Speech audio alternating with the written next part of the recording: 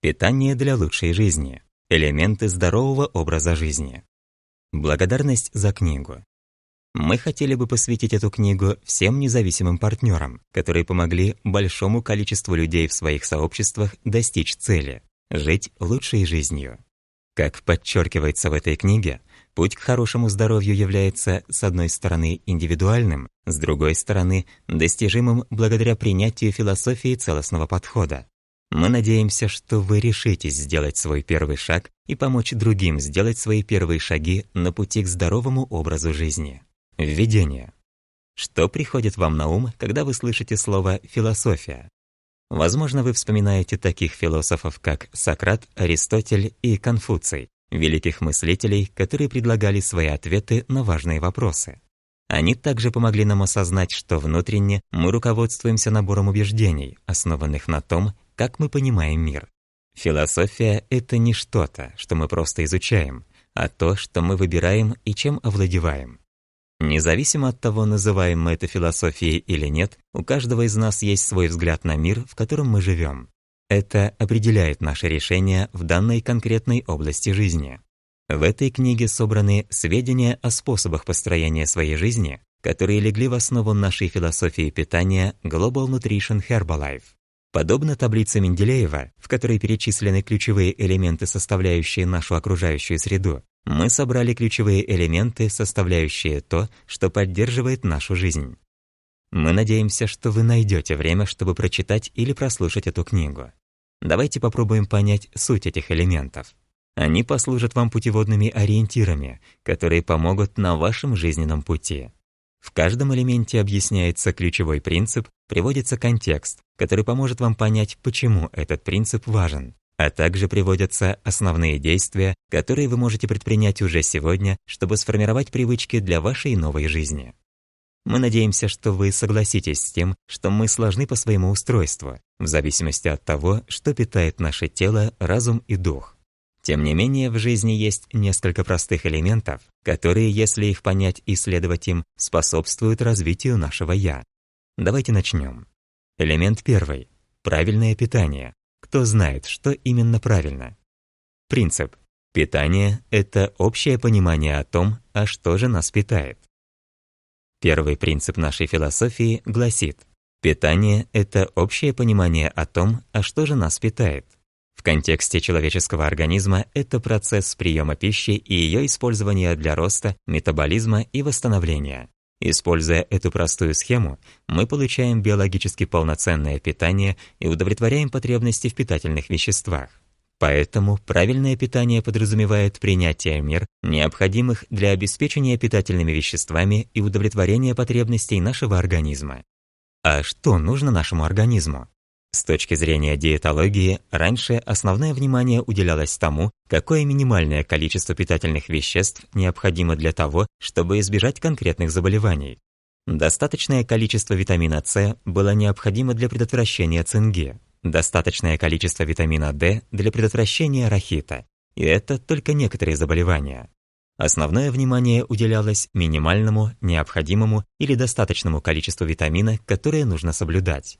Кроме того, эти рамки были ориентированы на те питательные вещества, которые были изучены, и для которых была установлена конкретная причинно-следственная связь с заболеванием, обосновывающая эту минимальную планку.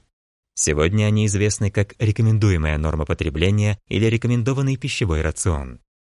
Не все питательные вещества имеют рекомендованную норму потребления. Из 1000 возможных питательных веществ, присутствующих в нашем рационе, только примерно 24 питательных вещества имеют определенную норму. Питание и более широкая философская концепция питания – это действительно новая наука, поскольку были открыты 1000 веществ, которые могут быть полезны для организма, но не входят в признанную классификацию питательных веществ и не имеют рекомендуемой суточной нормы. Кроме того, мы начинаем понимать, что наш микробиом играет важнейшую роль как создатель и посредник в нашем питании, наряду с нашей генетикой, для производства новых питательных веществ в виде продуктов обмена веществ и облегчения усвоения питательных веществ. Мы также знаем, что нам необходимы физические упражнения, достаточное количество солнечного света, качественный сон и чувство сопричастности. Вот лишь некоторые из факторов, способствующих нашему питанию. Мы берем на себя ответственность заявить, что питание — это процесс, который все еще требует дальнейшего изучения того, что действительно питает нас. Мы попытались обобщить современные научные данные и выстроить на их основе обобщенную концепцию, которая перечисляет ключевые питательные вещества, необходимые нашему организму. Мы знаем, что питательные вещества могут поступать в организм в различных формах: растительной, животной, переработанной, обогащенной, в виде добавок. Главное, чтобы мы потребляли то, что оптимально для нас, исходя из наших уникальных потребностей, и чтобы мы могли делать это постоянно. Мы понимаем, что человеку не нужен ни директивный один для всех подход, ни общие утверждения, которые невозможно применить к конкретным жизненным ситуациям. Философия питания Global Nutrition родилась из необходимости предоставить достаточно конкретные принципы, учитывающие как что, так и почему, чтобы помочь принимать простые, ежедневные индивидуальные решения.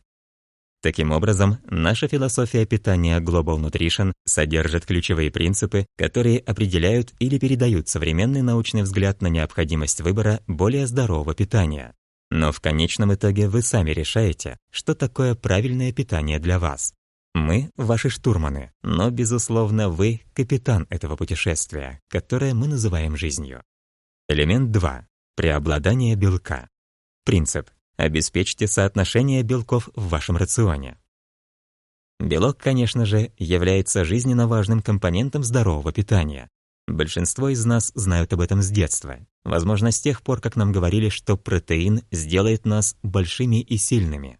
И хотя ведутся споры о том, кто именно придумал слово «протеин», впервые оно появилось в научной литературе в 1838 году, кажется, нет никаких разногласий в том, что оно произошло от греческого слова «протос», означающего «первый ранг» или «высокое положение», в знак признания того, насколько важен белок для жизни. Чем полезен белок? Помимо того, что белковая пища помогает сохранить мышцы сильными и здоровыми, она также помогает сделать прием пищи более сытным, так как утоляет голод лучше, чем жиры и углеводы. Но этим дело не ограничивается. Белок необходим практически каждой клетке вашего организма. Он является важным компонентом кожи, волос, ногтей, костей, крови и хрящей. Фактически, белок буквально составляет целостность нашего организма. Ваш организм также использует белок для производства других важных белков, таких как ферменты и гормоны. Ферменты используются для ускорения определенных химических процессов.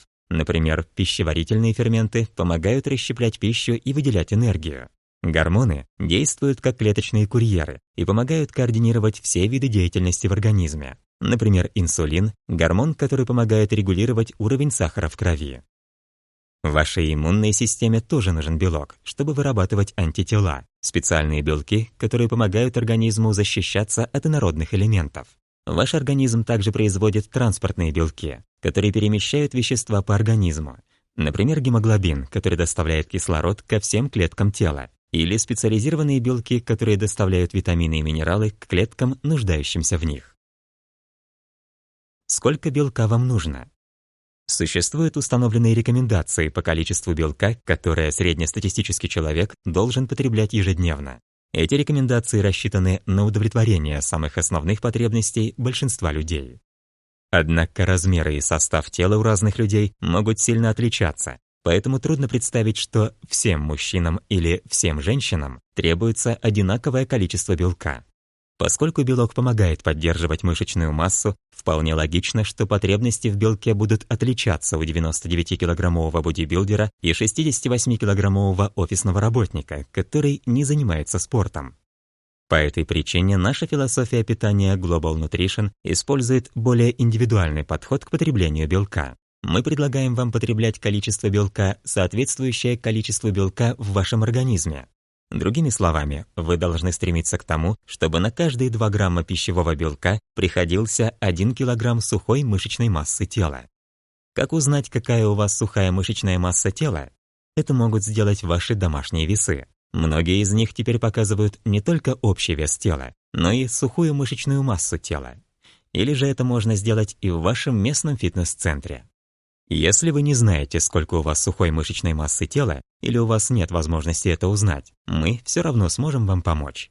Наша философия питания Global Nutrition предполагает, что около 30% ежедневных калорий вы должны получать из белка. И мы разработали простые планы питания, которые обеспечивают количество белка, необходимое для поддержания массы тела, которую вы имеете.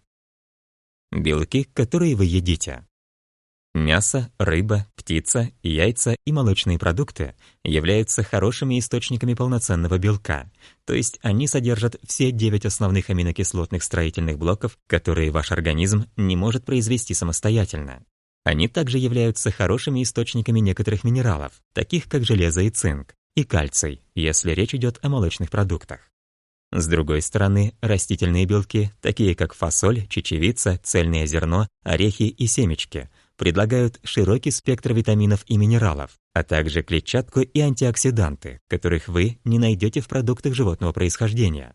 Растительные источники в их естественном состоянии также не содержат холестерина, и в них обычно мало жира.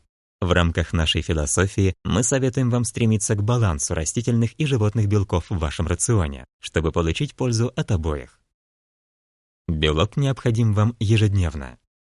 Ежедневное употребление необходимого количества белка важно по нескольким причинам. Во-первых, ваш организм не сохраняет белок так, как углеводы или жиры, поэтому его запасы необходимо регулярно пополнять.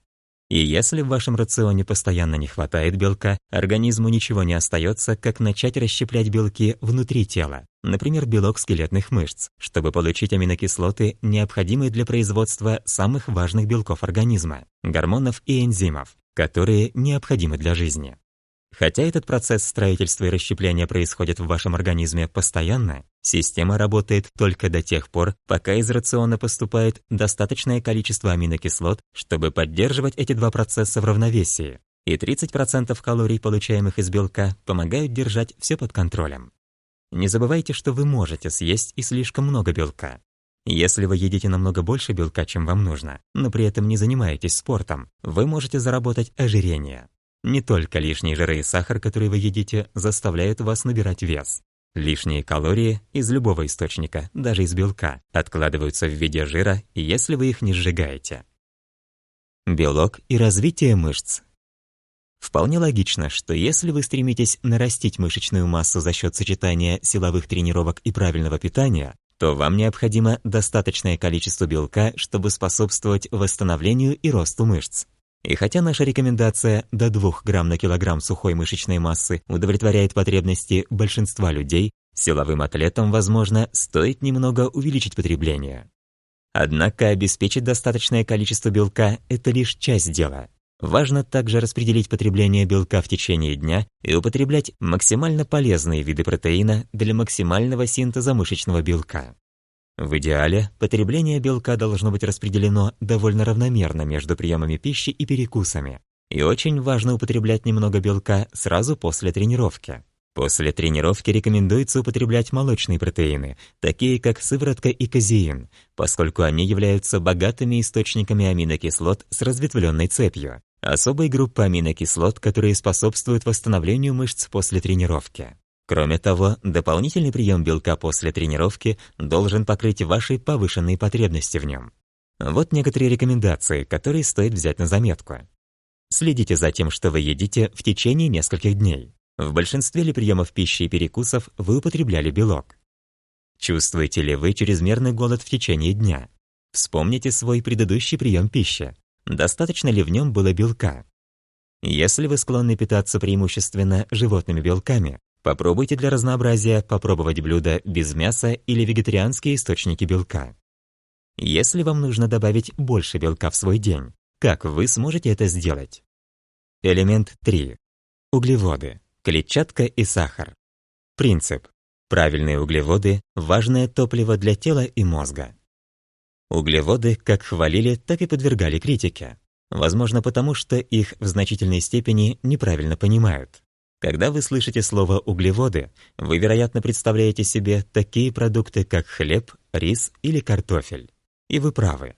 Но вы будете также правы, если в вашей голове появятся фрукты, овощи или коричневый рис. И вы будете также правы, если подумаете о сахаре, меде, варенье или даже о стакане молока. Это потому, что многие продукты содержат углеводы, и это хорошо. Потому что, когда речь идет о поддержании двигателя вашего тела в рабочем состоянии, углеводы – это то, на что полагается ваш организм в качестве топлива.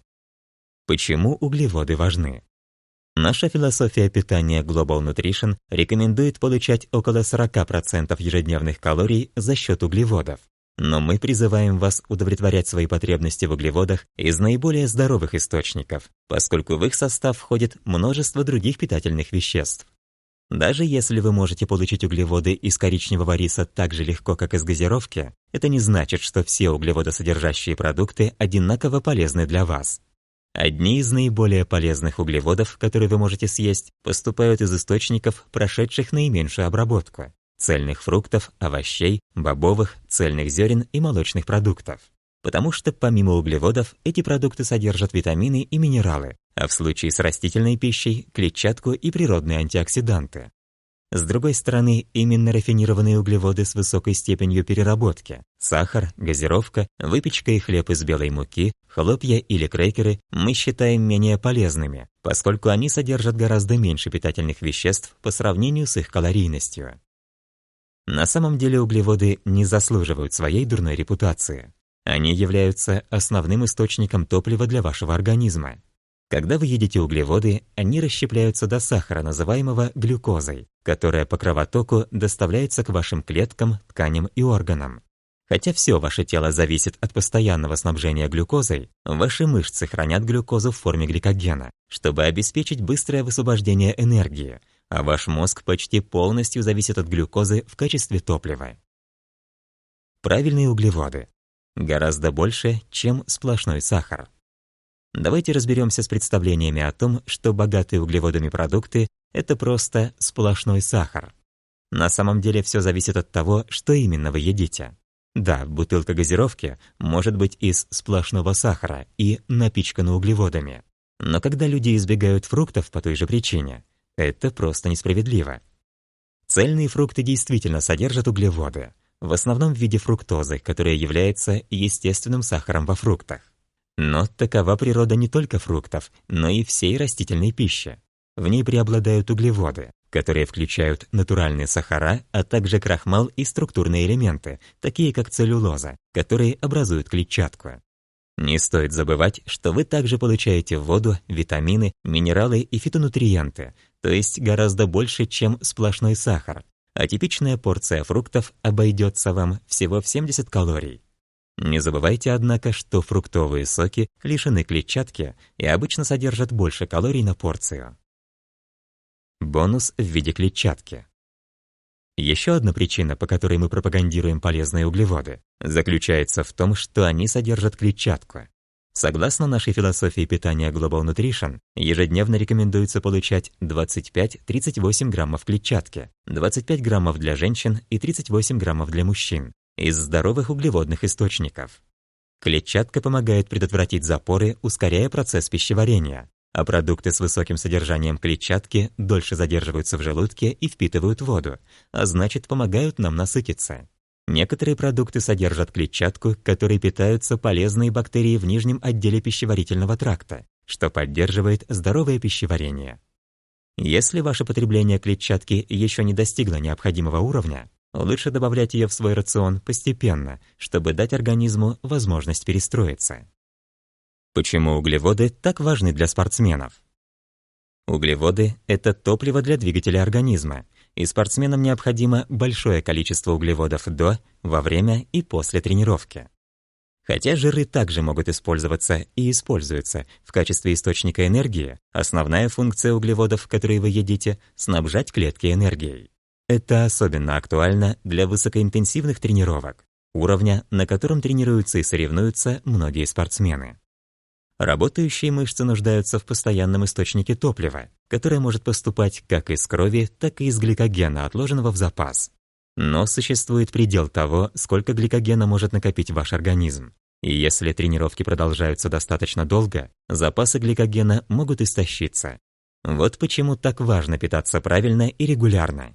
Это означает заправлять бак некоторыми высокоуглеводными продуктами перед активной деятельностью, заправляться углеводами и белком после тренировки и даже потреблять углеводы во время длительной активности. В чем недостаток низкоуглеводных диет?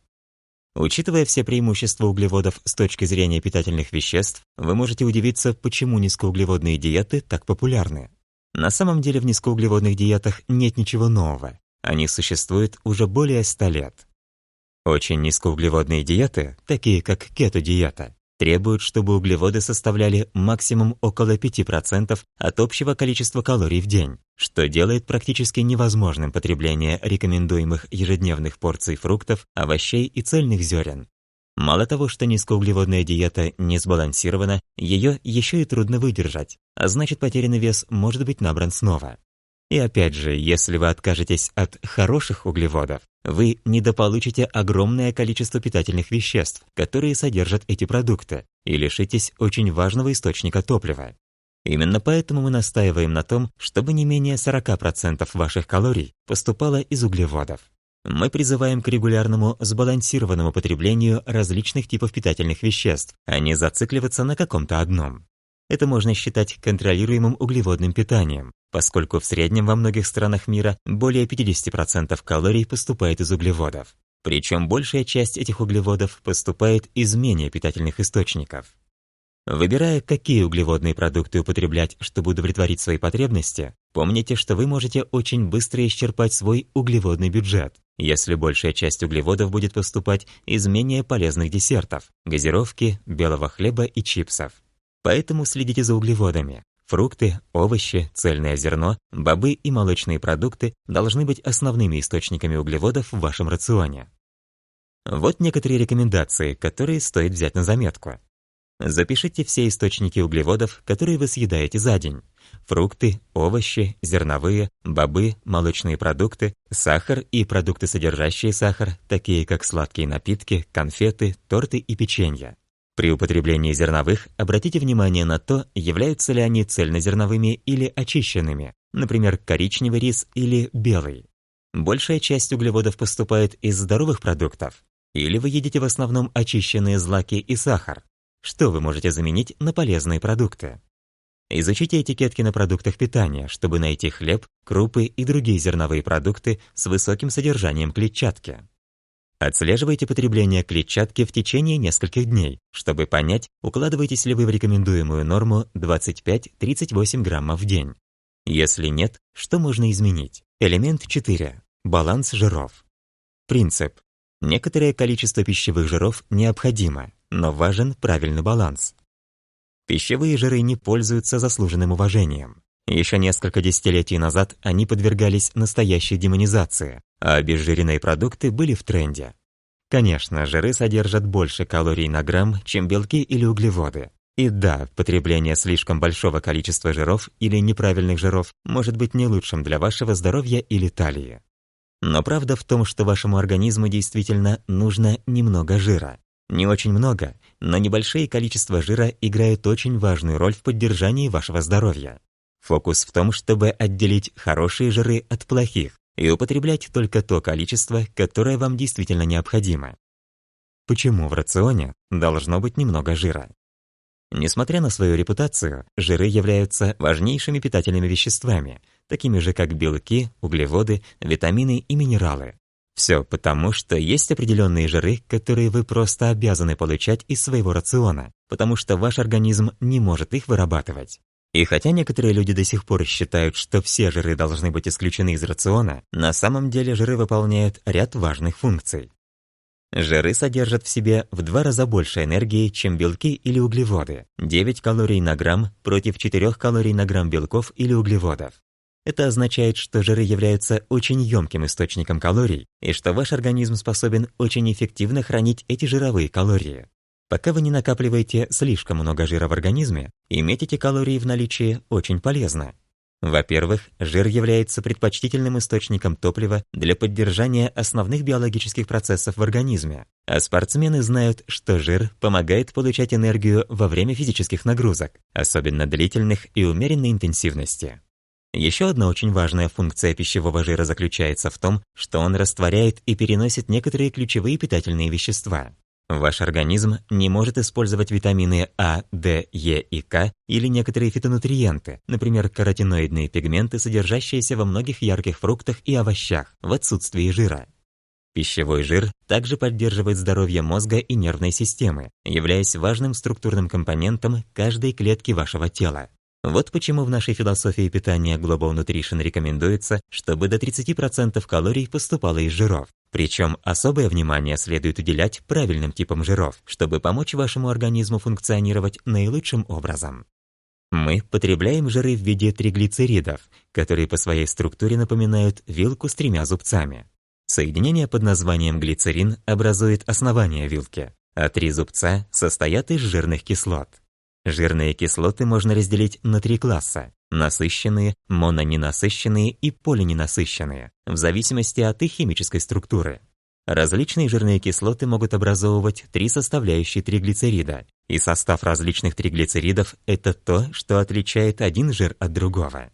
Например, оливковое масло содержит в основном мононенасыщенные жирные кислоты, а сливочное масло – насыщенные жирные кислоты. Хорошие жиры и плохие жиры. Раньше история питания, связанная с жирами, была довольно простой. Насыщенные жиры содержатся в основном в продуктах животного происхождения, таких как масло, сыр, цельное молоко и мясо. Плохие. А полиненасыщенные жиры содержатся в основном в растительной пище. Хорошие. Но на самом деле история немного сложнее. Мы также делаем акцент на правильном балансе жиров, в частности 2 видов полиненасыщенных жиров – омега-3 и омега-6. Сначала немного терминологии. Термины омега-3 и омега-6 относятся к химической структуре жирной кислоты, и в нашем рационе есть несколько омега-3 и омега-6 жирных кислот, а не только одна. И дело не в том, что какая-то из этих групп жиров плохая. На самом деле в каждой из них есть незаменимые жирные кислоты, которые нам необходимо употреблять в пищу, потому что наш организм не может их вырабатывать. В небольших количествах в правильном балансе эти незаменимые жирные кислоты поддерживают рост, зрение и работу мозга. Проблема в том, что баланс в нашем рационе нарушен. В современном западном рационе слишком много жиров омега-6, в основном из жареных продуктов, выпечки, чипсов, салатных заправок и сладостей. И в то же время мы не потребляем достаточного количества омега-3, особенно из рыбы, а также из таких продуктов, как овощи и орехи. И если баланс нарушен, наше здоровье может страдать. Так было не всегда. Диета охотников-собирателей, наших древних предков, обеспечивала баланс жирных кислот из всех растительных продуктов, которые они ели, таких как овощи, фрукты, орехи и семена. И хотя они не кажутся жирными, все растительные продукты содержат следы обеих незаменимых жирных кислот. И по оценкам специалистов, в рационе охотников-собирателей было примерно одинаковое количество омега-6 и омега-3 жирных кислот. Баланс примерно 1 к 1. Но за последние 150 лет наши рационы питания настолько изменились, что теперь мы потребляем в 15 раз больше омега-6 жиров, чем омега-3. Как изменить баланс? Хотя конкретных рекомендаций по количеству каждого из этих жиров в рационе не существует, очевидно, что изменение баланса – это то, над чем должен работать каждый. Удержать потребление жиров в рекомендуемом диапазоне несложно. Нужно просто ограничить жареную пищу, сытные десерты и закуски, не поддаваться желанию добавлять масло и сыры в другие полезные продукты и наполнить свою тарелку нежирными белками, овощами, фруктами и цельными зернами. И если вы будете контролировать общее количество потребляемых жиров, это естественным образом поможет изменить баланс, поскольку большинство жирных продуктов являются основными источниками омега-6 в рационе. Так что, отказавшись от картофеля фри, чипсов, пирожных и печенья, вы избавитесь и от большого количества жиров омега-6. Овощи и фрукты естественным образом содержат правильный баланс жирных кислот, поэтому они должны присутствовать в каждом приеме пищи. Во фруктах жир содержится в основном в семенах, поэтому те, у которых семена съедобны, например, ягоды и киви, являются отличными источниками этих полезных жиров. Не забывайте об орехах и семечках для перекусов. Они отлично заменяют чипсы и крекеры. По возможности старайтесь есть больше рыбы, поскольку она является одним из самых богатых источников жиров омега-3. Если вам затруднительно включить в свой рацион несколько рыбных блюд в неделю, вам могут помочь добавки с омега-3. Вот некоторые рекомендации, которые стоит взять на заметку. Попробуйте уменьшить количество жиров в одном из ваших любимых рецептов, сделав модернизацию рецепта. Можете ли вы заменить говяжий фарш на фарш из грудки птицы? Можете ли вы заменить части жира в ваших любимых кексах йогуртом или яблочным пюре? А как насчет уменьшения жирности некоторых ингредиентов, таких как сыры, сметана или майонез? В ваших закусках много жира? Тянетесь ли вы за жирными крекерами, чипсами или сладостями с высоким содержанием жира? Что вы можете съесть вместо них? Можете ли вы разобрать меню ресторана? Попробуйте найти в меню слова, которые могут указывать на высокое содержание жира в блюде, например, хрустящий или сливочный.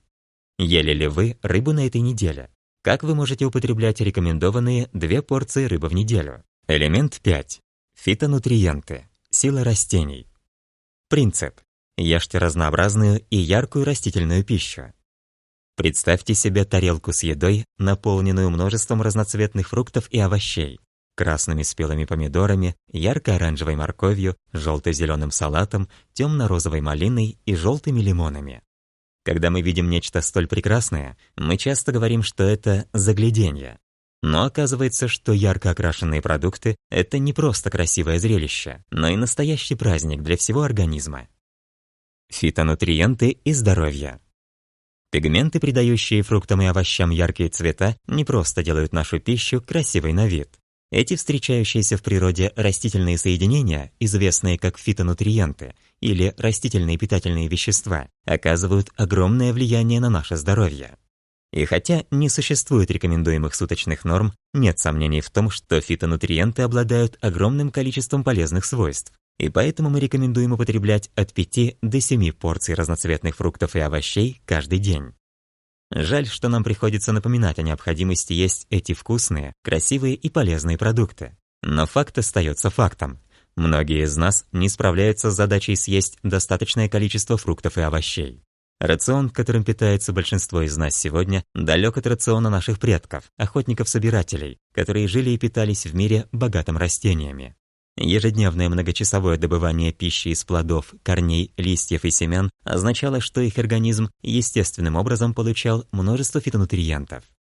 В наши дни пища менее красочная и перегружена большим количеством бесцветных рафинированных углеводов и сахаров. Как следствие, мы упускаем многие потенциальные преимущества, которые могут обеспечить эти растительные питательные вещества, и нам необходимо напоминать, чтобы мы употребляли их в большем количестве. Как фитонутриенты поддерживают здоровье? Многие фитонутриенты действуют как антиоксиданты, что означает, что они помогают защититься от повреждений, которые могут возникнуть в клетках и тканях в результате нормального повседневного метаболизма. Это естественное противостояние между окислением и нейтрализацией происходит в вашем организме постоянно. И это не проблема, если в вашем организме достаточно антиоксидантов, многие из которых поступают из растительной пищи. Некоторые фитонутриенты играют специфическую роль, например, поддерживают функции иммунной системы, здоровья сердца или глаз. Самая распространенная в природе группа фитонутриентов – это каротиноиды, такие как ликопин, придающий помидорам красный цвет, бета-каротин, придающий моркови оранжевый оттенок, и желто-зеленый лютеин, окрашивающий такие продукты, как шпинат, авокадо и салат романо. Но есть и множество других групп фитонутриентов, например, антоцианы, класс фитонутриентов, которые придают ягодам насыщенный красно-фиолетовый цвет. Кстати, некоторые фитонутриенты не имеют цвета, например, пахучие соединения серы в луке и чесноке, но они все равно приносят организму огромную пользу. Следует помнить, что у разных растений свой уникальный набор пигментов и фитонутриентов, и что разные фитонутриенты действуют в организме по-разному. Так что если ваша утренняя каша всегда дополнена бананом, а вечерний гарнир стручковой фасолью, вам стоит подумать о том, чтобы разнообразить рацион. Полезно есть не только большое количество фруктов и овощей, но и их разнообразие. Например, темно-красные сорта апельсинов содержат другие фитонутриенты и пигменты, чем их ярко-оранжевые родственники, и поэтому их польза для здоровья тоже немного отличается. То же самое можно сказать о салате ромен и айсберге, о шпинате и кейле или о чернике и малине. Сочетание растительных продуктов для максимальной пользы. Оказывается, действие фитонутриентов усиливается при их сочетании. Они могут работать вместе так, что сумма их полезных свойств оказывается больше, чем по отдельности.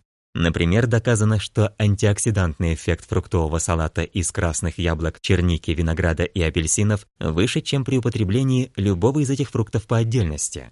Поэтому смешивайте свои салаты, фруктовые салаты и блюда с припущенными овощами, чтобы увеличить пользу для здоровья.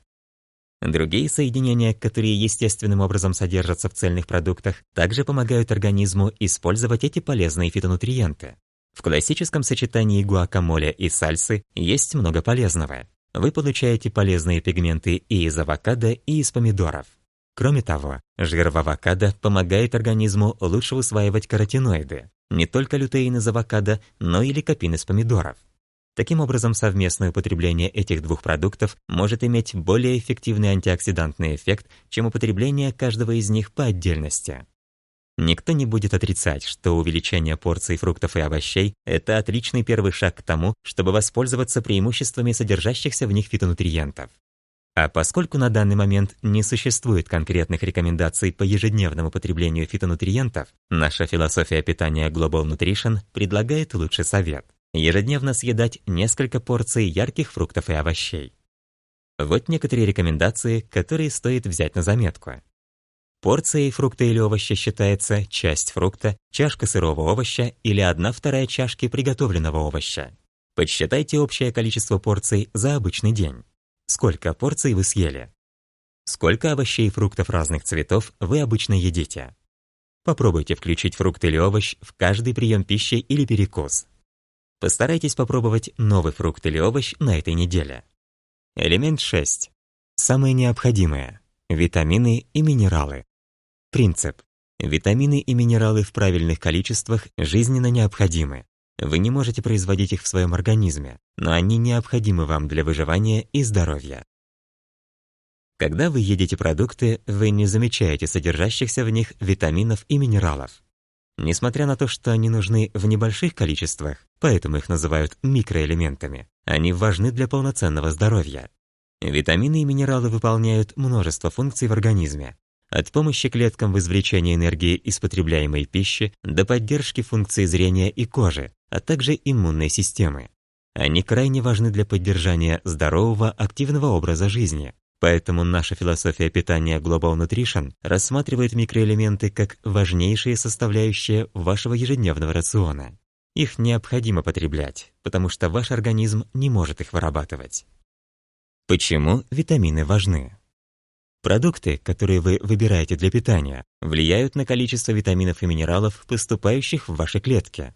Задолго до появления концепции витаминов и минералов были известны примеры болезней, которые, как выяснилось спустя столетия, были вызваны нехваткой витаминов. В 1700-х годах мировая торговля шла морскими путями. Корабли подолгу находились в море, пересекая Атлантический океан.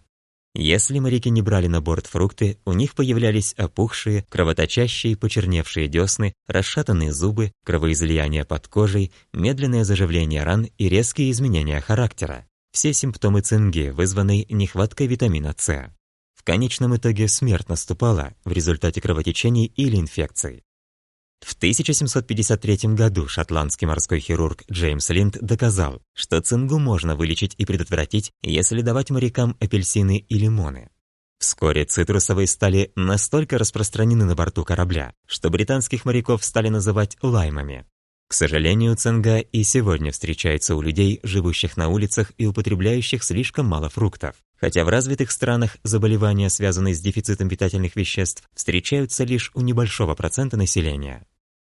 В начале XX века, по мере понимания химической структуры и появления методов анализа структуры микроэлементов, было обнаружено, что недостающие витамины являются причиной ряда заболеваний, связанных с их дефицитом, когда из рациона исключаются продукты, богатые витаминами. Слово «витамин» происходит от двух латинских слов «vita» – жизнь и «амин» – белок. Изначально считалось, что витамины – это белки. Однако в 1930 году была определена химическая структура первого витамина, названного витамином А, и оказалось, что он имеет химическую структуру, схожую с другими жирами. Витамин А может растворяться в жире и сохраняется в жировой ткани вашего тела, как и витамины D, Е и К. Поскольку эти витамины могут накапливаться в жировой ткани, для сохранения здоровья важно получать только рекомендуемое количество. По этой причине бета-каротин часто заменяет часть или весь витамин А в витаминных добавках. Организм преобразует бета-каротин в витамин А. 8 витаминов группы В и витамин С относятся к водорастворимым витаминам, поскольку они растворяются в воде. После всасывания в кишечнике они переносятся в крови и ежедневно выводятся из организма благодаря работе печени и почек. Витамины группы В и витамин С взаимодействуют со многочисленными белками в вашем организме, называемыми ферментами, которые регулируют обмен веществ. Почему минералы важны? Минеральные вещества также крайне важны и требуются в различных количествах, от примерно 1 грамма кальция до совсем незначительных количеств для других минералов. Минералы поступают из почвы, попадая в растительную пищу и в организм животных, которые питаются этими продуктами. Минералы выполняют множество функций в организме. Некоторые из них, например, кальций, являются структурными элементами костей и зубов. Фактически 85% кальция находится в костях. Другие выступают в качестве электролитов, которые помогают выполнять такие функции, как сокращение мышц. И именно поэтому спортсменам часто рекомендуют употреблять специальные спортивные коктейли для восполнения минералов, которые теряются при потоотделении. Многие взрослые не соблюдают рекомендуемые нормы потребления некоторых минералов, включая магний и калий, а женщины репродуктивного возраста обычно получают меньше кальция и железа, чем им необходимо. Функции этих двух минералов широко известны. Железо способствует образованию красных кровяных телец, переносящих кислород по организму, а кальций поддерживает здоровье костей. Это не означает, что эти люди подвержены риску заболеваний, но они могли бы лучше поддерживать здоровье своего организма, если бы потребляли рекомендуемое ежедневное количество. Микроэлементы и наша философия питания Global Nutrition. Дефицит витаминов во многих частях мира может возникнуть при очень ограниченном рационе питания и отсутствии ключевых продуктов. В группу риска входят пожилые люди, беременные женщины и некоторые веганы. Хотя общая заболеваемость, связанная с дефицитом питательных веществ, крайне низка, например, в США анализ оценок обычного потребления микроэлементов, основанный на национальных репрезентативных данных 26 282 взрослых старше 19 лет из Национального исследования здоровья и питания за 2005-2016 годы, показал, что процент населения ниже расчетной средней потребности является значительным. Потребление микроэлементов из запеченных или приготовленных фруктов и овощей также может быть недостаточным. Тем, кто ест полезные фрукты и овощи, но готовит или запекает их, могут потребоваться дополнительные витамины и минералы. Кроме того, поскольку многие люди питаются таким образом, что в их рационе не хватает важных питательных веществ и в то же время слишком много калорий, нехватка витаминов А, С, Д и Е, а также минералов кальция, магния и калия не редкость, что повышает риск заболеваний. Микроэлементы помогают поддерживать здоровье тела и психики, но они не лечат болезни, не приводят к потере веса и не компенсируют рацион, в котором слишком мало белка или слишком много жира, соли и сахара. Мы стремимся дополнить потребление витаминов и минералов, тщательно анализируя мировую научную литературу по питанию на постоянной основе. Важно принимать витамины вместе и в сбалансированных количествах. Правильный баланс витаминов учитывается при разработке поливитаминных, мультиминеральных добавок и обогащенных пищевых продуктов, таких как протеиновые коктейли. Хотя теоретически возможно получить все необходимые питательные вещества из продуктов, которые вы едите, это легче сказать, чем сделать. Поэтому, помимо употребления большого количества продуктов с высоким содержанием питательных веществ, самым простым способом получить необходимые микроэлементы является ежедневный прием одной таблетки поливитаминной мультиминеральной добавки. Остальное зависит от вас. Хотя 50% людей говорят, что принимают поливитамины, только 35% принимают их регулярно. Поэтому положите свои витамины на видное место, чтобы вы принимали их с большей вероятностью каждый день в определенное время. Также не забудьте принимать их в соответствии с указаниями на этикетке. Вот некоторые рекомендации, которые стоит взять на заметку. Планируйте потребление витаминов и минералов из цельных продуктов, включая в свой рацион разноцветные фрукты и овощи, белки с низким содержанием жира и цельные злаки. Можете ли вы планировать ежедневный прием поливитаминов, мультиминералов, выбирая удобное для вас место и время? Следите за тем, когда вы принимаете поливитамины. Всегда ли вы принимаете поливитамины, мультиминералы в соответствии с указаниями на этикетке, чтобы оптимизировать их пользу? Используйте таблетницу, чтобы контролировать, что вы ежедневно употребляете витамины и минералы. Планируйте брать добавки с собой в поездке. Элемент 7. Здоровье в гидратации. Принцип. Как жидкости, так и водосодержащие продукты могут помочь вам оставаться гидратированными. Гидратация – ключевой элемент сбалансированного питания, будь то гидратация для общего состояния здоровья, спортивных результатов или для поддержания здорового сияния кожи. Ежедневное внимание к гидратации просто необходимо, и ее важность нельзя недооценивать. Однако гидратация – это гораздо больше, чем просто питье воды. Почему гидратация так важна? Около 60-70% веса нашего тела составляет вода, поэтому можно предположить, что при таком количестве воды обезвоживание будет иметь огромное значение. Правильная гидратация влияет на бесчисленные процессы в организме, от пищеварения, работы суставов и мозга до поддержания здоровья кожи. Достаточная гидратация также помогает контролировать температуру тела и сохраняет эластичность кожи. Когда мы не получаем достаточного количества воды, это может существенно повлиять на все эти функции. Поэтому мы рекомендуем вам выпивать не менее 2-3 литров воды в день. Именно по этим причинам гидратация является одним из основных принципов нашей философии питания Global Nutrition. Недостаточно просто есть питательную пищу. Необходимо также правильно потреблять воду. Потребность в жидкости. Хотя это звучит просто, многим людям трудно пить достаточное количество воды, поэтому вот несколько советов, которые помогут вам. Держите под рукой бутылку с водой как визуальное напоминание о необходимости пить. Начинайте свой день со стакана воды или чашки чая. Установите напоминание на телефоне о необходимости выпить. Добавляйте в воду алоэ или чай, чтобы изменить ее вкус. Не забывайте, что мы можем получать воду не только из воды, мы можем получать ее и из продуктов питания. К продуктам с высоким содержанием воды относятся яблоки, арбуз, огурец, помидор и клубника. Употребление большого количества этих водосодержащих продуктов может обеспечить до 20% вашей суточной потребности в жидкости. Поступление воды через пищу – это не только гидратация, но и потребление продуктов с высоким содержанием питательных веществ, что является важным элементом философии питания Global Nutrition. Существует множество способов употребления воды, однако важно помнить, что жидкие калории могут быть обманчивыми и добавлять значительное количество дополнительных калорий в наш день. Вам следует держаться подальше от слишком сладких кофе и газировки, а также ограничить потребление алкоголя, поскольку все они могут привести к избытку сахара и калорий. Эти напитки обладают высокой калорийностью, в отличие от продуктов и напитков с высоким содержанием питательных веществ, которые являются основной составляющей философии питания Global Nutrition. Гидратация и физические упражнения. Правильная гидратация важна не только для общего функционирования организма, но и для оптимального выполнения физических упражнений. Исследования показывают, что обезвоживание, приводящее к потере всего лишь 2% от обычного веса тела в результате потери жидкости, может ухудшить работоспособность. Данные из исследований в публикации по ссылке 1 в конце книги. Чем сильнее обезвоживание, тем негативнее оно сказывается на работоспособности.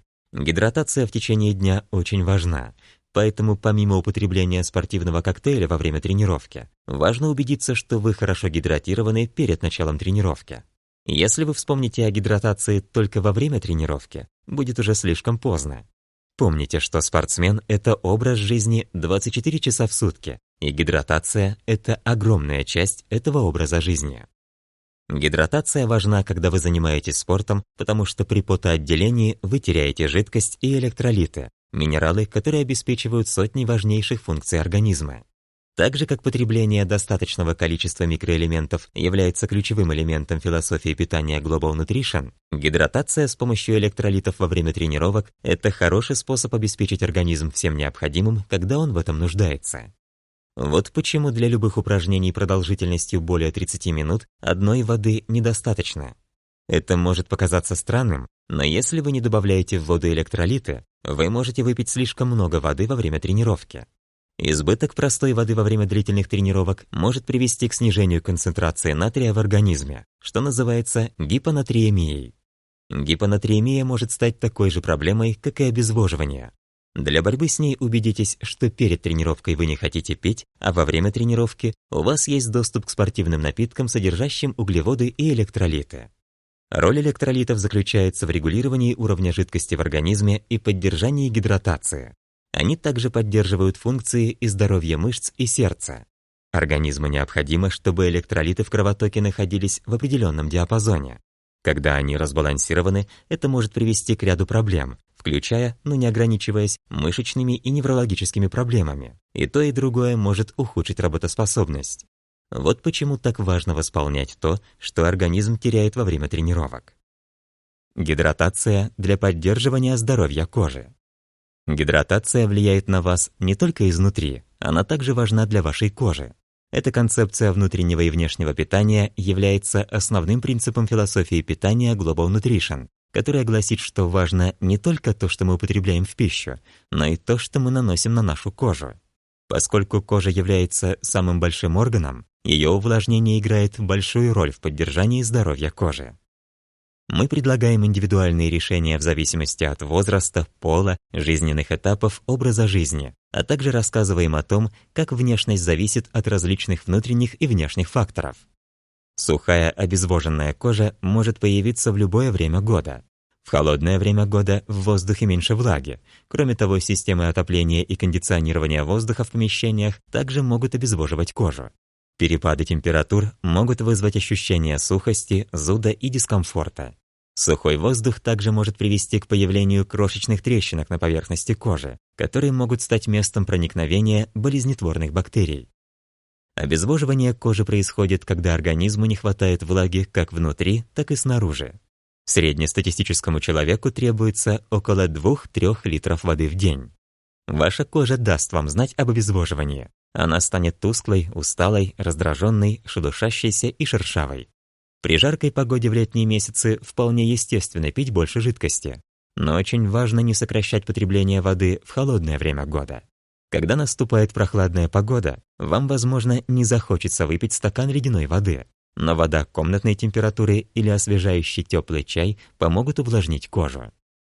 В разные сезоны потребности в уходе за кожей могут сильно меняться, поэтому очень важно подбирать и менять средства в зависимости от сезона. Это особенно актуально, если вы живете в регионе с резкими перепадами температур между летом и зимой. Если зимой кожа более сухая, чем в другое время года, попробуйте добавить в ежедневный уход сыворотку. Кроме того, перейдите на увлажняющие составы во всем, от очищающих средств до косметики. Отказ от длительного принятия душа и ванны поможет предотвратить обезвоживание кожи. Длительное воздействие горячей воды может еще больше обезвоживать кожу, удаляя жир с ее поверхности. Поэтому принимайте их недолго, особенно зимой, а летом по возможности прохладнее.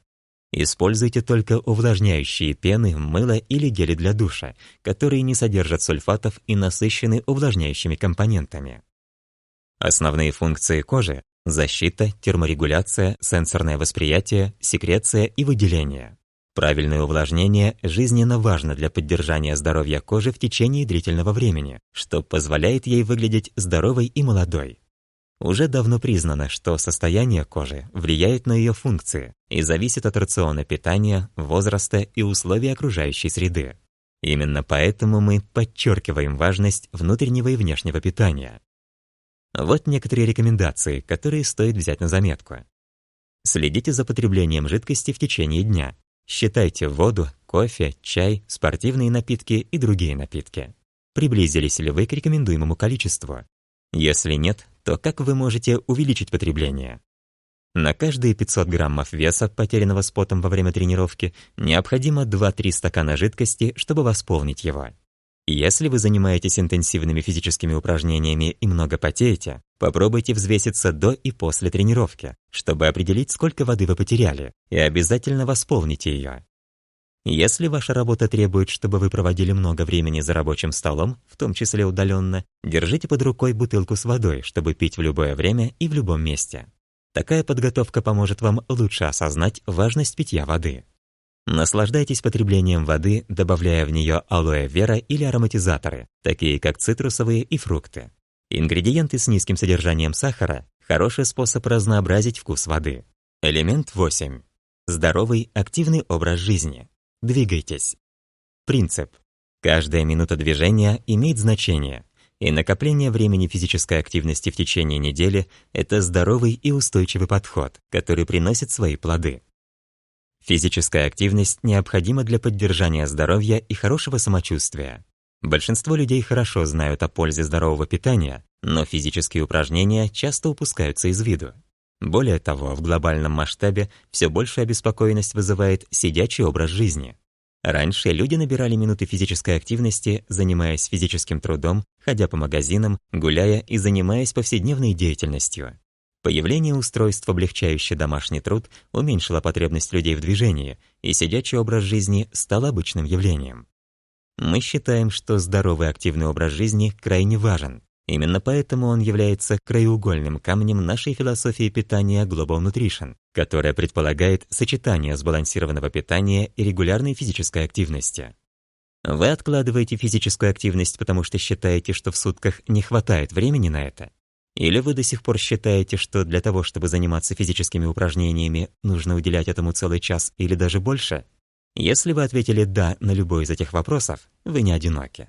Обычно люди не приступают к занятиям, потому что их пугают предполагаемые временные затраты и уровень нагрузки, необходимый для того, чтобы привести себя в форму. Различные преимущества регулярных упражнений.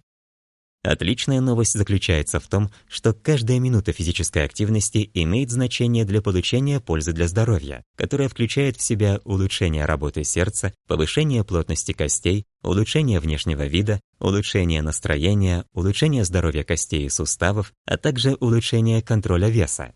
И это лишь некоторые из них. Исследования показывают, что накопление времени физических упражнений в течение недели может принести пользу здоровью, аналогичную той, которая возникает в результате непрерывных и длительных тренировок. Данные из исследований в публикации по ссылке 2 в конце книги.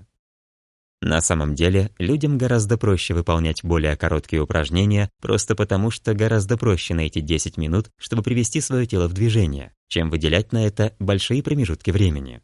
Снятие ментального блока, связанного с барьером времени, отличный первый шаг на пути к активному образу жизни. Тем не менее, вам следует помнить о том, что в течение дня необходимо выполнить несколько мини-активностей, чтобы соответствовать определенному ежедневному минимуму, особенно если вы хотите улучшить свое самочувствие. Наша философия питания Global Nutrition использует целостный подход к вопросам здорового образа жизни, который мы называем питанием всего себя. Регулярные физические упражнения – это ключевой компонент, который затрагивает все элементы нашей философии. Правильное питание и увлажнение необходимы для обеспечения физической активности. Регулярная активность способствует лучшему сну, а также активность усиливает приток крови к коже, что способствует ее здоровью. Сколько времени на это нужно? Ответ на этот вопрос зависит от желаемых результатов. Точно так же, как и в случае с правильным питанием, наша философия питания Global Nutrition делает акцент на индивидуальном подходе к вашим занятиям фитнесом, чтобы помочь вам достичь наилучших результатов. Если вам подходит несколько коротких тренировок в день, рекомендуется, чтобы они длились не менее 10 минут, и чтобы вы стремились к тому, чтобы общая активность составляла не менее 30 минут, 5 дней в неделю. С другой стороны, вы можете предпочесть более длительные занятия, но при этом стремиться к тому, чтобы набирать не менее 150 минут упражнений в неделю. Эта базовая рекомендация широко пропагандируется в качестве рекомендации по получению вышеупомянутых преимуществ. Вот несколько основных рекомендаций по выполнению упражнений для сердечно-сосудистой системы, которые должны выполняться с интенсивностью, позволяющей вам говорить, но не петь. Улучшить общее самочувствие. Уделяйте не менее 150 минут в неделю. Предотвратить набор веса. Увеличьте количество минут до 150-250 минут в неделю. Способствовать снижению веса. Стремитесь к 200-300 минутам в неделю. Поддержание веса после похудения. 250 минут в неделю.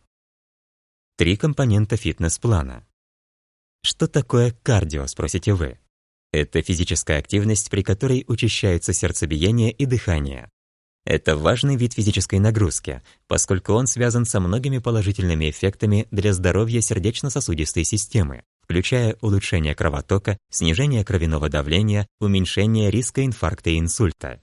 Кардиоупражнения также отлично подходят для улучшения настроения, снижения уровня стресса и улучшения внешних данных. Во время выполнения кардиоупражнений ваше сердце вынуждено работать интенсивнее, чем в состоянии покоя, чтобы снабдить кислородом кровь, поступающую к работающим мышцам.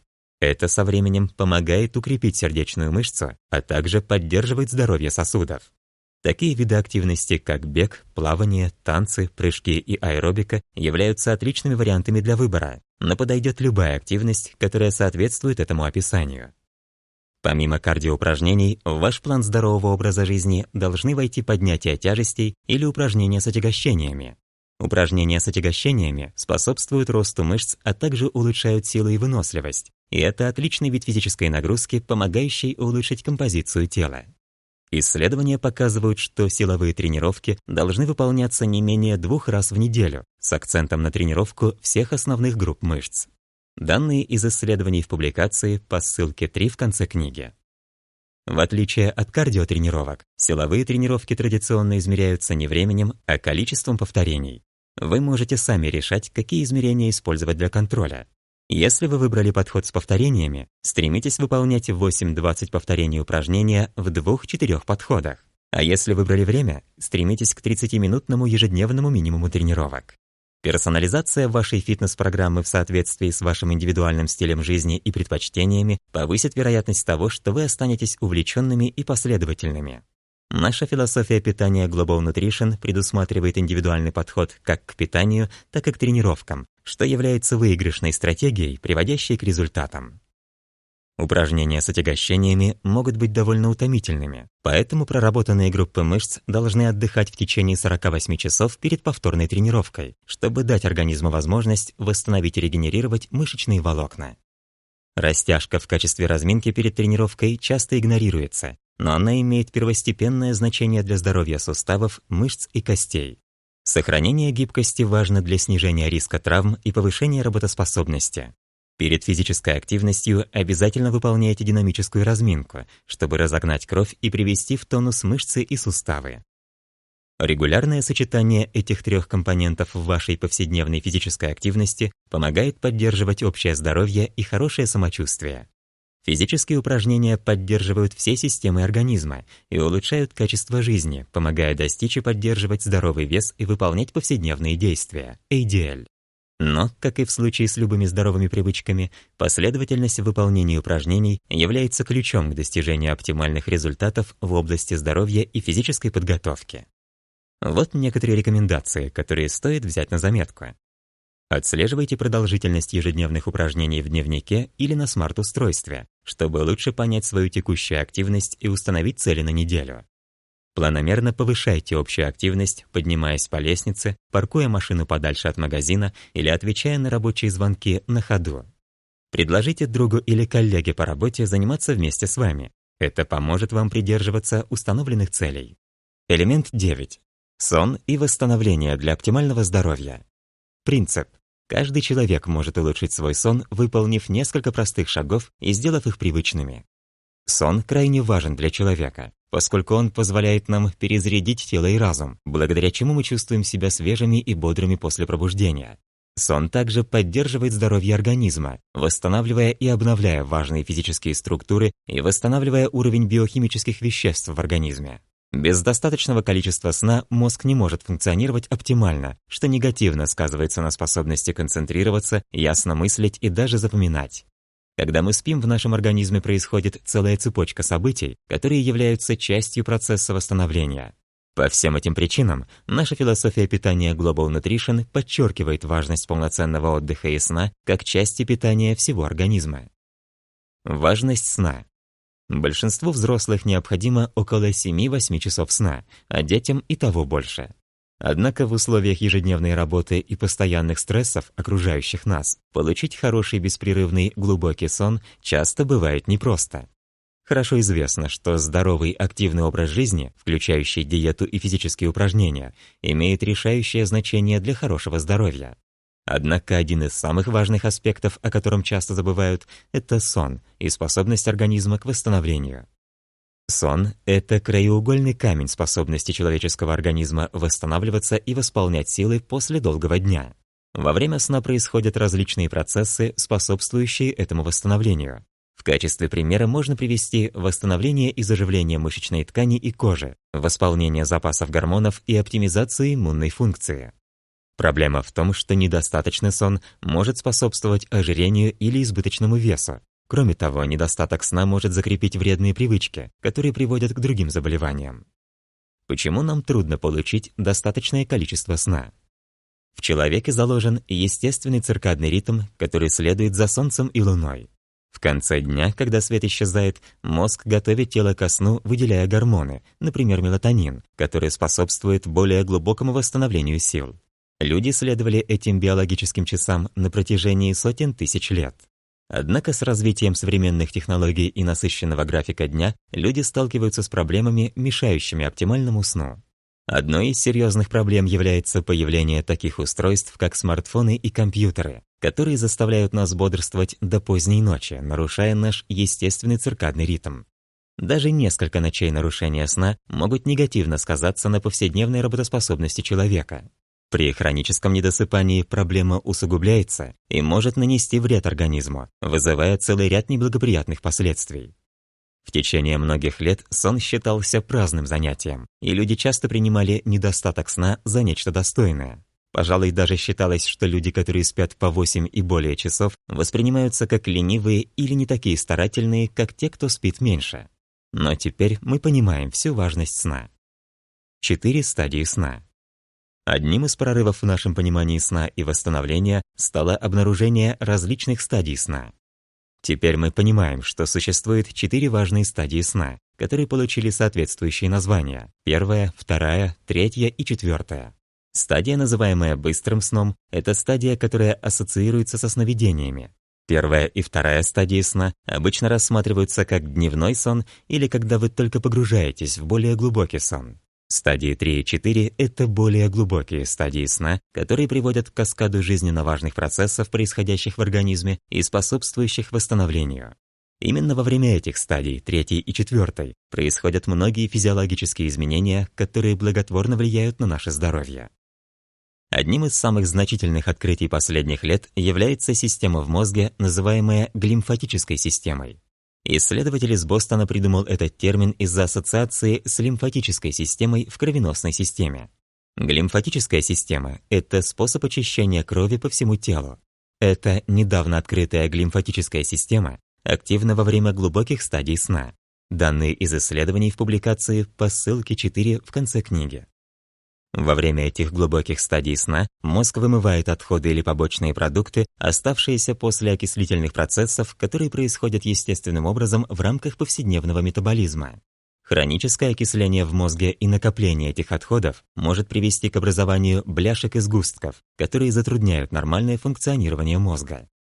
Наш мозг – это центральная система обработки информации, почти как компьютер для всего остального тела.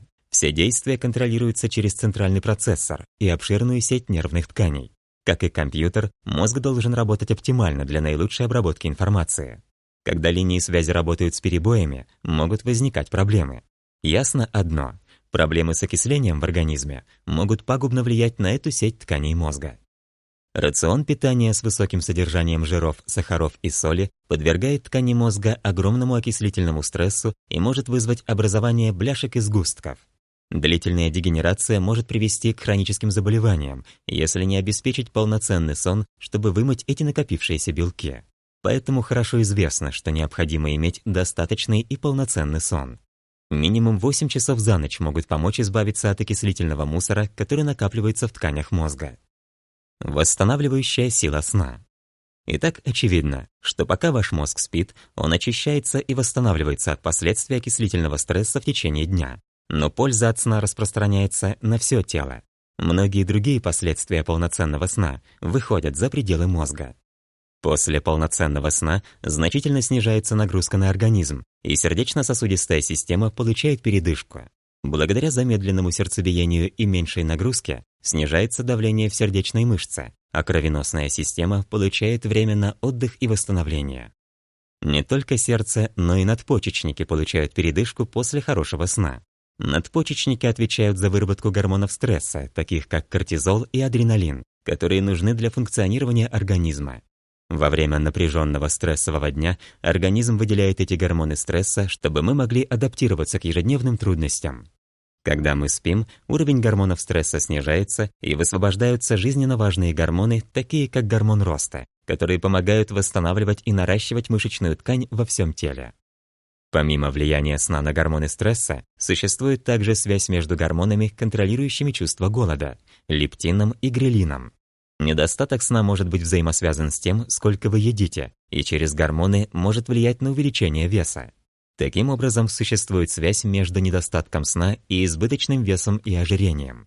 Придерживаться здорового сбалансированного питания и вести активный образ жизни – краеугольные камни нашей философии питания, и оба они помогают поддерживать здоровый вес и полноценный сон. Ваша иммунная система играет важнейшую роль в противостоянии инфекциям. Недостаток сна может ослабить иммунную систему и подвергнуть организм повышенному риску инфекций и заболеваний.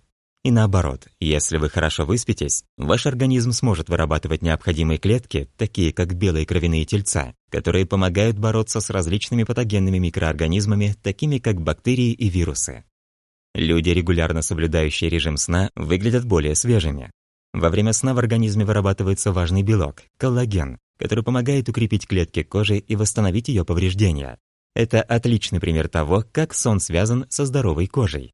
Когда в организме вырабатывается больше коллагена, это способствует уменьшению морщин и позволяет коже выглядеть моложе. Налаживание здорового распорядка дня. Ключ к здоровому сну – выработка режима, при котором каждый вечер перед сном вы выполняете одни и те же действия. Очень важно следить за тем, чтобы время отхода ко сну было постоянным. Постарайтесь расслабиться и отдохнуть в конце дня, чтобы перед сном ваш уровень активности был ниже. Поддерживайте в комнате, где вы спите, более низкую температуру, чтобы сон был более глубоким. Простой способ задокументировать свой распорядок дня – перед сном написать контрольный список дел на завтра, чтобы обеспечить себе спокойный сон. Выработка режима здорового сна также важна, как и здоровое питание и активный образ жизни, и позволяет вашему организму восстанавливаться, пока вы отдыхаете. Сон, как таковой, возможно, ближе всего к источнику молодости. Правильная гигиена сна – это здоровое поведение и конкретные действия, которые способствуют крепкому сну. Например, ведение ежедневного журнала питания, физических упражнений и сна поможет вам найти взаимосвязь между вашим питанием, физическими нагрузками и качеством отдыха. Действия, которые помогут вам определить различные закономерности сна, могут стать эффективным способом управления и сосредоточиться на более эффективных способах получения максимальной пользы от отдыха. В ближайшие несколько дней попробуйте выполнить некоторые из предложенных ниже упражнений и посмотрите, заметите ли вы разницу в своем сне. Возможно, вы будете приятно удивлены, узнав, что они действительно помогают. Вот некоторые рекомендации, которые стоит взять на заметку. Обильная еда может привести к несварению желудка и нарушить режим отдыха. Если ваш ужин, как правило, большой или тяжелый, попробуйте съесть более легкую, чем обычно, вечернюю порцию. Заметили ли вы изменения в качестве вашего сна? Смените время суток, когда вы занимаетесь спортом, и посмотрите, изменится ли от этого качество вашего сна. Для некоторых вечерние упражнения могут мешать хорошему сну. Если вы употребляете алкоголь, попробуйте отказаться от него на несколько дней и посмотрите, не повлияет ли это на ваш сон. Употребление алкоголя может нарушить режим сна, а также обезвоживает организм, из-за чего вы можете просыпаться несколько раз за ночь, чтобы сходить в туалет или попить воды. Создайте ритуал по уходу за кожей перед сном, который поможет вам расслабиться и подготовить кожу к отдыху. Мягкое очищающее средство для снятия макияжа и удаления загрязнений подготовит кожу к столь необходимому ей отдыху. После очищения нанесите ночной увлажняющий крем, предпочтительно с натуральными растительными компонентами, такими как алоэ вера и эфирные масла. Кожа станет мягкой, увлажненной и готовой к отдыху. Помогает ли вам этот ритуал перед сном уснуть? Если вы смотрите в экран до самого выключения света, попробуйте отказаться от электронных устройств за 30 минут до сна, чтобы уменьшить воздействие синего света. Влияет ли это на ваш режим сна? Легче ли вы засыпаете? Помогает ли эта практика вам заснуть? Элемент 10. Устойчивость к стрессу. Принцип. При противостоянии стрессу важно предпринимать продуманные действия, чтобы чувствовать себя хозяином положения. Ведь это поможет отключить стрессовые реакции и сохранить способность мыслить здраво. Было бы здорово, если бы люди могли предотвращать или предсказывать, когда они испытывают стресс. Тем не менее, в жизни случается всякое, и иногда это выходит из-под нашего контроля. К счастью, есть способы сделать повседневную жизнь менее стрессовой. Очень важно обратить внимание на то, как тело и разум реагируют на стресс. Стресс и тревога могут помочь человеку работать с максимальной отдачей, в то время как чрезмерное сосредоточение на беспокойстве и стрессе может негативно сказаться на состоянии ума и тела. Что такое стресс? Стресс – это реакция организма на давление со стороны на определенные события или ситуации. Симптомы стресса могут влиять на мысли, чувства и наше самочувствие. Умение распознавать симптомы стресса может помочь справиться с ними. Однако, если со стрессом не бороться, он может стать причиной проблем со здоровьем, включая сердечно-сосудистые заболевания, ожирение, диабет и высокое кровяное давление. Стресс также известен как реакция «бей или беги», и он был с нами с доисторических времен. Для наших древних предков стресс служил механизмом выживания, позволяя им быстро реагировать на опасные для жизни ситуации. К сожалению, сегодня стресс проникает в нашу жизнь повсюду и в любое время. Поэтому очень важно иметь стратегии по снижению стресса, так как это может помочь нам предотвратить плохое самочувствие. Несмотря на то, что в наши дни людям не приходится спасаться бегством в опасной ситуации, организм все равно может запустить стрессовую реакцию, например, опоздав на автобус, застряв в пробке, общаясь с неприятным человеком или не зная, какую пищу выбрать. Кроме того, реакция на стресс у типичного человека, ведущего сидячий образ жизни, может привести к таким физическим заболеваниям, как диабет, высокое кровяное давление, ожирение, тревожность, учащенное сердцебиение, головные боли и общие боли в теле. Важно сочетать множество фундаментальных составляющих оптимального здоровья, включая сон, физическую активность и здоровый образ жизни, что помогает организму справляться со стрессом. Наша философия питания Global Nutrition – это комплексный подход, который включает в себя баланс моделей поведения, позволяющих вести здоровый образ жизни и оптимистичный взгляд. Как стресс влияет на здоровье? Стресс влияет на многие органы и системы организма, такие как сердце, мозг, уровень энергии и сон, и может заставить человека стареть быстрее. Хронический стресс может повышать кровяное давление и частоту сердечных сокращений, заставляя сердце работать интенсивнее, чтобы обеспечить приток крови, поддерживающий функции организма. Кроме того, хронический стресс может повлиять на важнейшие структуры мозга, что приведет к проблемам с памятью и чувством ориентировки. Стресс также нарушает сон, делая засыпание более трудным, а сон тревожным. В результате возникает так называемая гипервозбудимая бессонница, при которой тело и разум легко пробуждаются от стрессовых мыслей, звуков или легких движений. Хронический стресс также может привести к чувству опустошенности. Надпочечники выделяют адреналин и кортизол, которые помогают организму поддерживать уровень энергии, поскольку они действуют как электрические розетки, вырабатывающие энергию по требованию. Но когда эти электрические розетки перегружены хроническим стрессом, они могут заставить нас чувствовать себя усталыми и истощенными. Стресс не только вызывает усталость, но и ускоряет старение кожи.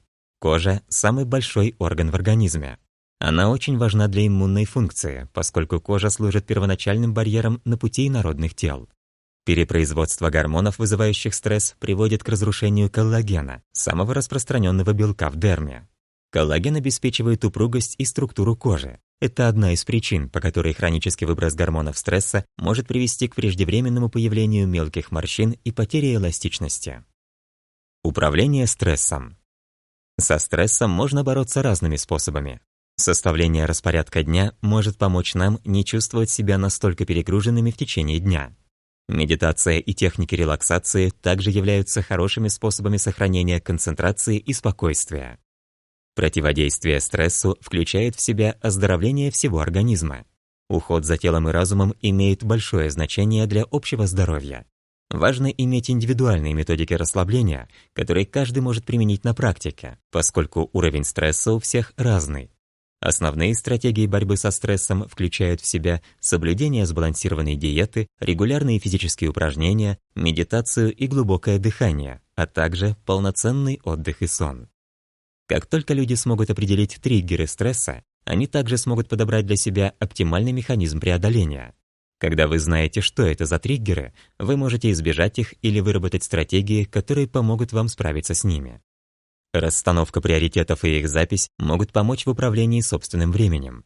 Составление ежедневного расписания может помочь человеку не чувствовать себя перегруженным сроками и ежедневными задачами. Начните с записи дел по срокам и приоритетам. Просмотр списка и выработка стратегии в отношении того, что нужно сделать сегодня, а что может подождать до завтра, поможет человеку организовать свой день и снять ежедневный стресс, вызванный сжатыми временными сроками. Медитация и глубокое дыхание – хорошие способы успокоить разум и тело. Короткие перерывы в течение дня, чтобы переключиться, могут помочь всем, кто чувствует себя перегруженным.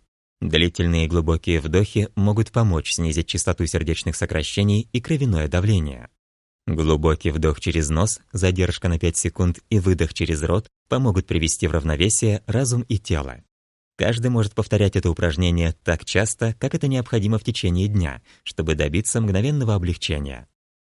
Забота о себе должна быть продолжением общего оздоровления.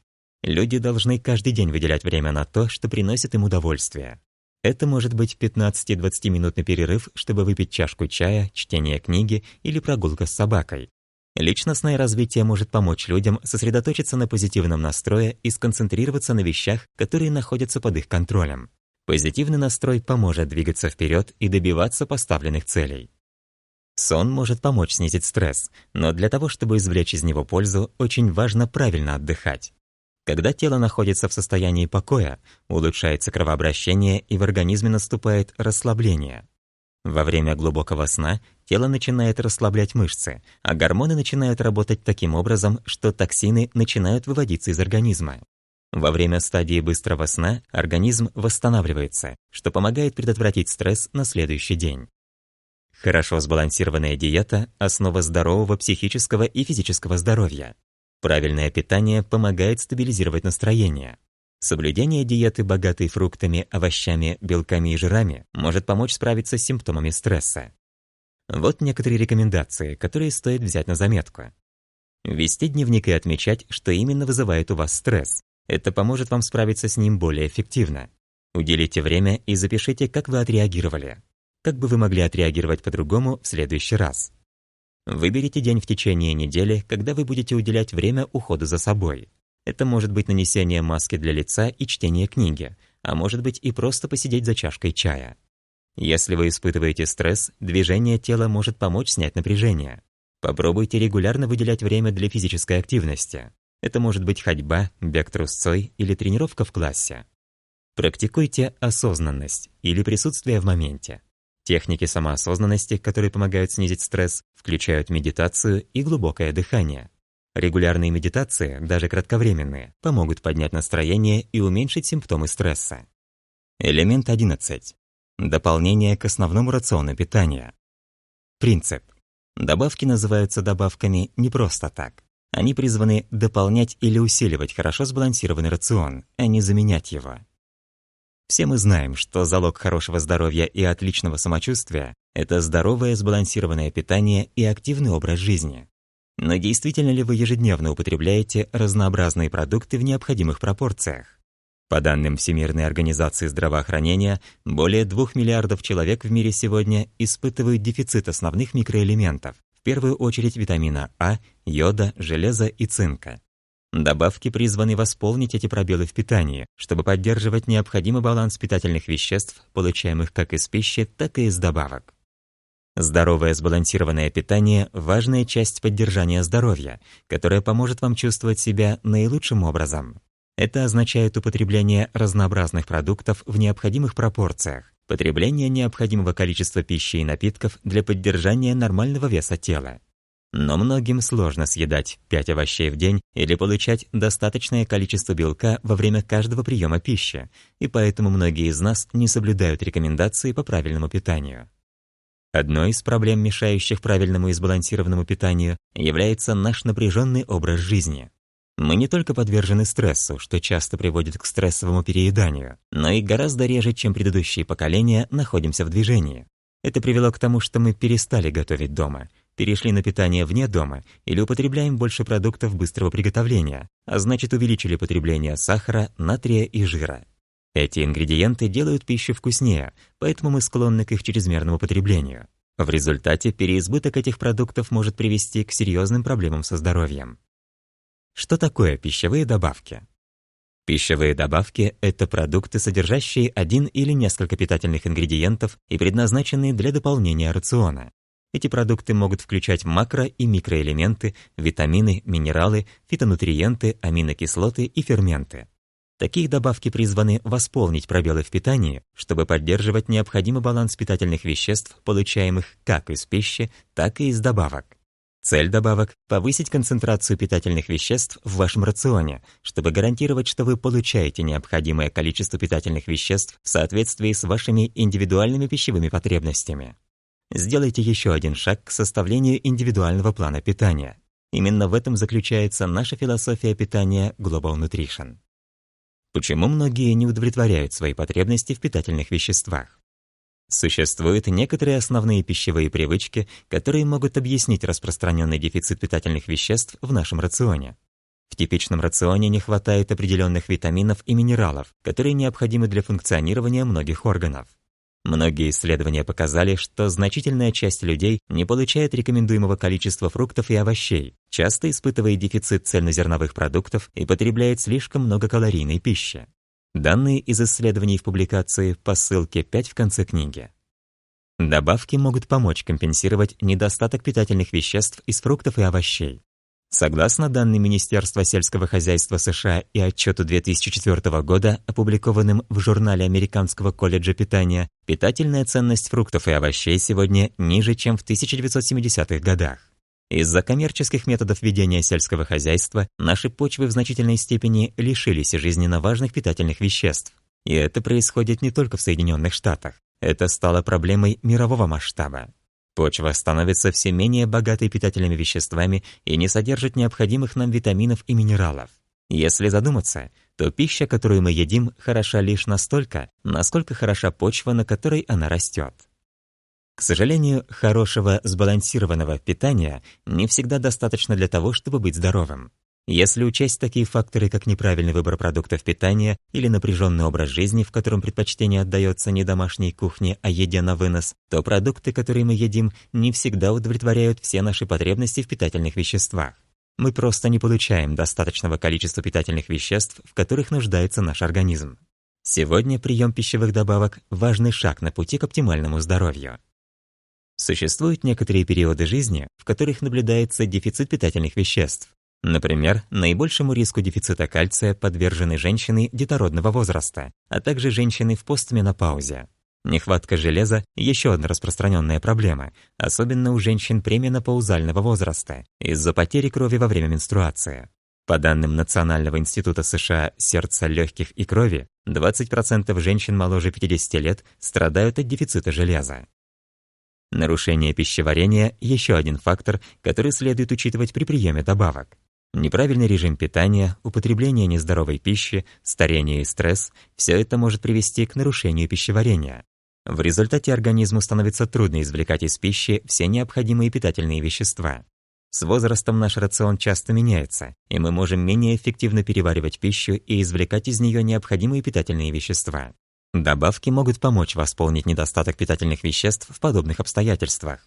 Хотя добавки не могут заменить правильное питание, они могут помочь минимизировать последствия неправильных пищевых привычек и нарушения пищеварения. Если вы хотите контролировать калории, например, при похудении, добавки также могут быть очень важны, поскольку необходимо вместить больше питательных веществ в меньшее количество калорий. Некоторые добавки имеют форму богатых питательными веществами блюд или закусок, которые могут помочь восполнить пробелы. Например, пищевые коктейли обычно обогащены витаминами и минералами, а также имеют низкую калорийность, что позволяет им легче обеспечить питательными веществами, которые сложно получить из твердой пищи, которую они заменяют. Таким образом, вы получаете необходимые макро- и микроэлементы, витамины и минералы, которых может не хватать в вашем обычном рационе. Но независимо от цели, если вы пытаетесь похудеть, нарастить сухую мышечную массу или улучшить общее самочувствие, добавки просто необходимы. Важно помнить, что добавки являются дополнением к пище, а не заменой еды, поскольку они не могут восполнить все питательные вещества и преимущества цельных продуктов. Добавки могут стать мощным инструментом для восполнения дефицита питательных веществ и индивидуального подхода к их потреблению с целью повышения качества жизни и долголетия.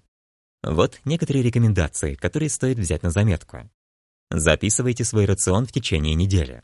Проанализируйте и оцените, достаточно ли вы получаете богатых питательными веществами продуктов, таких как фрукты и овощи, постные источники белка или цельное зерно ежедневно. Можете ли вы определить, есть ли недостаток в питательных веществах, которые вы получаете с пищей? Если да, то можете ли вы определить продукты, которые могут помочь восполнить этот пробел? Элемент 12. Персонализация 1. Ваши гены – это только план. Принцип. Гены, с которыми вы рождаетесь, это всего лишь план. Индивидуальное питание и здоровый, активный образ жизни определяют, как эти гены активируются в процессе вашей жизни. Персонализация является частью нашей философии питания Global Nutrition.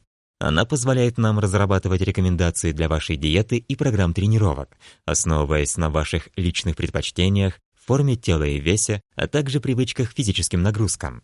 Основная идея персонализации заключается в том, что один размер не подходит всем. Если вы разработаете программу сбалансированного питания и здорового активного образа жизни, которая будет подходить именно вам, вы сможете лучше преуспеть в достижении личных целей. Однако есть некоторые принципы питания, которые применимы ко всем. Например, если вы съедаете больше калорий, чем сжигаете, то лишние калории будут откладываться в виде жира.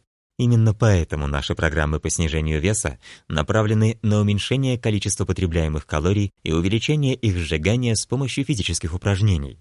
С другой стороны, количество калорий, которые вы сжигаете каждый день, и количество белка, которое вам необходимо, подбирается индивидуально для вас. Взаимодействие генов и окружающей среды. В 1950-х годах ученые обнаружили, что у каждого из нас есть генетический код, который мы наследуем от матери и отца. Этот генетический код может определять цвет глаз, кожи и тысячи невидимых различий, в том числе и то, как наш организм расщепляет пищу на питательные вещества. Но гены – это еще не полная картина, о чем свидетельствуют однояйцевые близнецы, у которых одинаковые гены, но разная масса тела из-за различий в питании и привычках к физическим нагрузкам. Во многих исследованиях изучалось взаимодействие генов и окружающей среды в парах близнецов, где один страдал ожирением, а другой был худым. Очевидно, что генетика не единственный фактор, определяющий вес тела, и окружающая среда – это не только диета и физические упражнения, но и доступность здоровой пищи и безопасных, удобных мест для занятий спортом. Некоторые люди отреагировали на открытие генов так: их будущее – ожирение, болезни сердца и даже рак – определяется наследственными особенностями, и поэтому они мало на что могут повлиять. Оказывается, это не так. Научные исследования продолжают совершенствовать наше понимание взаимодействия генов и окружающей среды. На данный момент кажется, что гены могут определять лишь 10-20% как максимум того, как вы стареете, а остальное зависит от окружающей среды. Гены – это как чертеж дома, а вы – как подрядчик-строитель, который определяет, какие качественные материалы использовать и в каком количестве. Около 90% генов в клетках человека контролируют, как и когда активируются 10% функционирующих генов для производства белков, которые поддерживают наши клетки, и многочисленные химические реакции, протекающие в нашем организме. Некоторые последствия питания и образа жизни могут быть закреплены в наших генах и передаваться по наследству без изменения генетического кода. Существует множество примеров того, как диета и образ жизни могут влиять на деятельность генов. В тех регионах мира, где не хватает еды, недоедание матерей приводит к рождению меньших детей. Это наследственное изменение, не меняющее генетический код, помогает меньшему ребенку выжить в условиях нехватки пищи, поскольку маленький ребенок потребляет меньше калорий, чем более крупный. Эти химические изменения называются эпигенетикой и могут передаваться по наследству на протяжении нескольких поколений. Эпигенетика связана с недоеданием, которое приводит к отставанию в росте у детей. Однако те же самые дети, если их кормить пищей, содержащей слишком много жира и сахара, могут заболеть ожирением. Роль микробиома. Около 15 лет назад наука о питании совершила революцию благодаря открытию микробиома. Микробиом состоит из триллионов микроорганизмов, дрожжей, бактерий и грибков, которые обитают в нашем теле и на нем, и по количеству превосходят человеческие клетки примерно 10 к 1. Большинство бактерий живет в нашем кишечнике, тонкой и толстой кишке, где они расщепляют непереваренную пищу и выделяют в кровь вещества, которые могут принести пользу нашему здоровью. Микробиом можно изменить, если употреблять в пищу пищевые волокна, фитонутриенты и белки, которые расщепляются бактериями микробиома. Основными факторами, влияющими на микробиом, являются диета и образ жизни. В ходе важного эксперимента были изучены два идентичных близнеца с абсолютно одинаковыми генами, один из которых страдал ожирением, а другой – худобой. Бактерии из кишечника близнецов были помещены в кишечник мышей, которые также были однояйцевыми близнецами. Затем обеих мышей с человеческими бактериями в кишечнике кормили одной и той же пищей. Мышь, получившая бактерии от страдающего ожирением близнеца, набрала лишний вес, а мышь с бактериями от худого близнеца осталась худой. Поскольку гены у близнецов людей были идентичны, их микробиом различался из-за различий в питании и образе жизни. Эксперименты, проводимые в течение короткого времени, показывают, что бактерии кишечника меняются в ответ на пищу, которая переваривается бактериями в кишечнике. По мере того, как бактерии переваривают пищу, эти продукты стимулируют их рост. Так что состав и функции микробиома могут зависеть от рациона и образа жизни. В ходе крупного исследования, проведенного в Великобритании, изучались 3500 генетически идентичных пар близнецов женщин, чтобы выяснить уровень каких химических веществ повышается в их крови после употребления различных продуктов питания. Данные из исследований в публикации по ссылке 6 в конце книги. При этом изучались данные о потреблении ряда различных групп продуктов питания, а также содержание в крови таких веществ, как сахар и жиры. Во многих случаях одни и те же продукты вызывали одинаковое повышение уровня веществ в крови близнецов. Но при употреблении многих других групп продуктов питания содержание веществ в крови увеличивалось по-разному, несмотря на то, что близнецы имели одинаковые гены и питались одинаковой пищей. Эти наблюдения позволяют предположить, что наибольшее значение для возникновения таких различий у однояйцевых близнецов имеют именно бактерии, обитающие в кишечнике, а наибольшие различия в микробиоме обусловлены различиями в питании и образе жизни. Однако это новая область, и выводы, сделанные на основе последних исследований, пока недостаточно обоснованы. Бактерии в микробиоме также могут меняться в течение ночи, когда вы спите. Около 40% генов человека также меняются во время сна и перерывов в питании, так как организм меняет свой метаболизм. Гены и микробиом регулируются сотнями биологических часов, которые в свою очередь реагируют на свет, температуру и пищу каждый день. Поэтому очень важно установить свои индивидуальные биоритмы и режим сна. Недостаток сна влияет на ваши гены и микробиом и является признанным фактором риска набора веса и сердечно-сосудистых заболеваний. Именно поэтому мы включили достаточный сон и отдых каждый день в нашу философию питания Global Nutrition. В настоящее время передовым направлением исследований в области диетологии является разработка индивидуального плана питания, которая объединяет информацию о вашей фигуре и весе, диете, физических нагрузках, генах, эпигенетических изменениях и микробиоме в персонализированную картину, позволяющую улучшить рекомендации по индивидуальному питанию. Когда-нибудь на основании этих исследований можно будет давать более точные рекомендации по персонализированному питанию. А пока мы можем продолжать делать все возможное, чтобы адаптировать рекомендации философии питания Global Nutrition к вашим личным целям и потребностям, предоставляя целостные рекомендации по потреблению белков, углеводов, полезных жиров, витаминов, минералов, фитонутриентов, пробиотиков, а также активности, стрессу и сну. Вот некоторые рекомендации, которые стоит взять на заметку. Составьте таблицу ваших личных предпочтений в отношении времени приема пищи, физических упражнений и сна, чтобы адаптировать свою диету и программу упражнений. Составьте питание для лучшей жизни.